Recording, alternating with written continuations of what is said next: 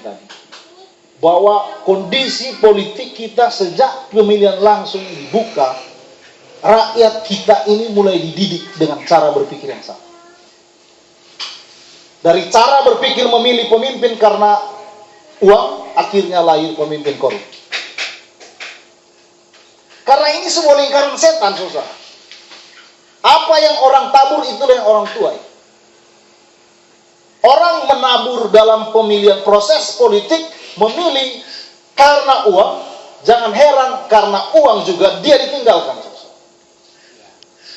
Sekali lagi, orang memilih pemimpin karena uang, satu saat karena uang ditinggalkan juga oleh pemimpin.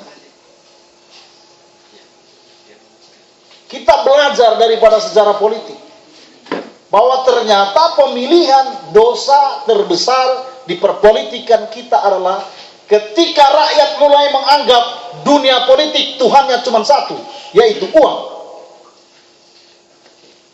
Saya bilang ke tim saya ini bukan sekedar pencalonan, tetapi ini dakwah dan penginjilan politik. Luruskan cara berpikir rakyat. Persoalan orang mau jadi dan nyanda itu nomor 2, tapi luruskan cara berpikir rakyat. Jangan biarkan rakyat kita lama dan semakin lama jadi tersesat, saudara. Ya.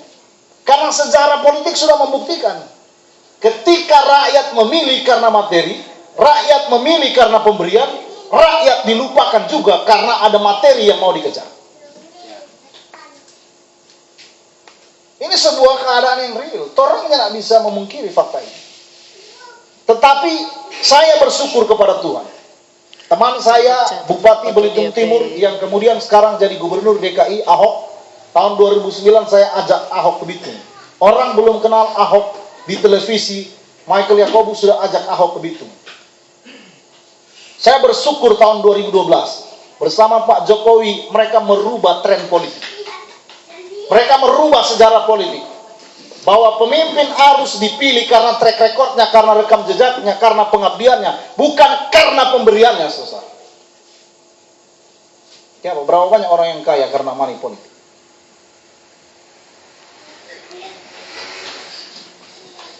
Money is not everything. Uang bukan segala-galanya. Cara berpikir kita ini yang mesti diluruskan. Saya melihat dunia politik kita harus betul-betul bertobat. Kalau kebenaran tidak menjadi Tuhan atas dunia politik kita, maka lama-kelamaan hancurlah negara ini.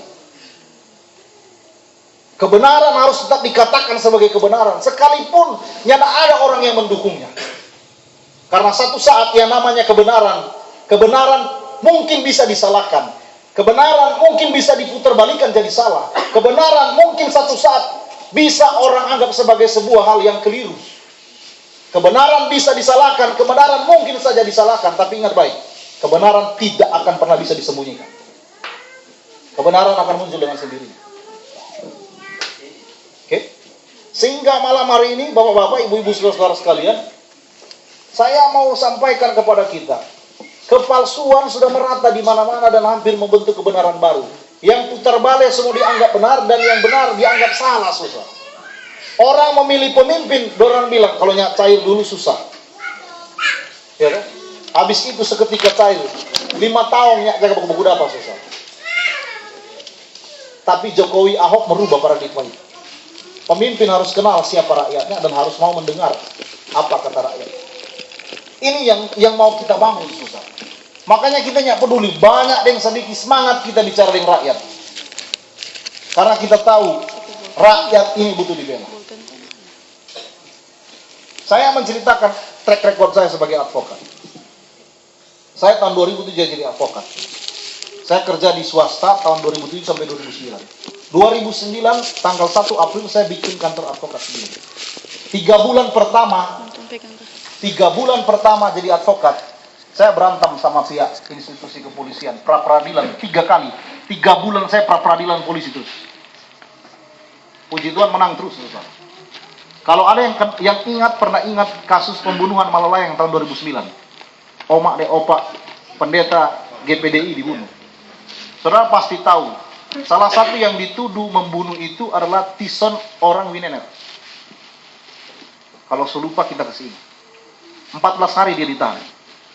DP mama datang di rumah, saudara. Baca cerita dengan kita. Nyak doi ini kong mau datang kemari, kita lihat pengacara waktu itu baru, saudara. Dalam hati biar orang susah, marah jangan bikin susah orang susah dan marahnya enggak. Kita DP mama pesantai tak panggil bercerita. Berdua berdoa di dalam ruangan kita ke ruang kerja. Saya bilang, Tuhan, kita hanya ingin mencari kemuliaan di balik kasus ini. Tapi kalau orang ini benar, tangan Tuhan yang akan bela dia. Saya bilang begitu dalam doa itu. Saya ketemu hari Rabu, hari Kamis kita ke polisi. Hari Kamis ke polisi, dorangnya kasih baku apa? Nya kasih baku apa dorang? Karena apa? Tison itu DP tangan dong sebagai bagian yang rokok. Kemudian ada beberapa luka. Karena mau disuruh mengaku bahwa dia salah satu pelaku. Bahkan senjata pernah pasang kasih lewat begini. Dia cerita ke kita. Kita foto di rumah kasih luka. Hari Kamis tanya kasih baku dapat, kita langsung panggil wartawan, kita bilang, sampaikan kepada polisi, kita akan gugat pra peradilan polisi. Karena apa? Salah tangkap. Dan hak dia untuk didampingi pengacara tidak diberikan. Saya bilang begitu. Muncul koran, kita mau gugat, polisi telepon minta ketemu. Hari Sabtu saya ketemu. Kamis saya datang tidak menjumpai Stephen. Jumat saya sampaikan di koran, Sabtu minta ketemu.